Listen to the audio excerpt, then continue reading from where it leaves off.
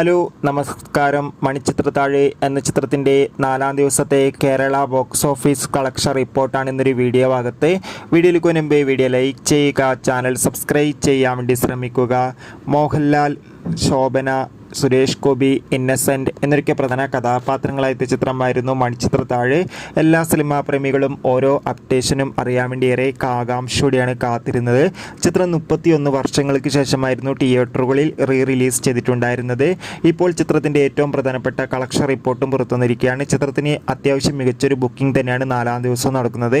അതുകൊണ്ട് തന്നെ 4-ാം ദിവസം മാത്രം ഏകദേശം 30-40 ലക്ഷത്തിൻ്റെ അടുത്തെങ്കിലും കളക്ഷൻ ലഭിക്കുമെന്നാണ് ട്രാക്കിംഗ് റിപ്പോർട്ടുകൾ സൂചിപ്പിക്കുന്നത്. കാത്തിരിക്കാം മണിച്ചിത്രത്താഴ് എന്ന ചിത്രത്തിൻ്റെ കൂടുതൽ കളക്ഷൻ റിപ്പോർട്ടിനായി. ചിത്രം കണ്ടവരുടെ അഭിപ്രായം കമൻറ്റ് ചെയ്യുക.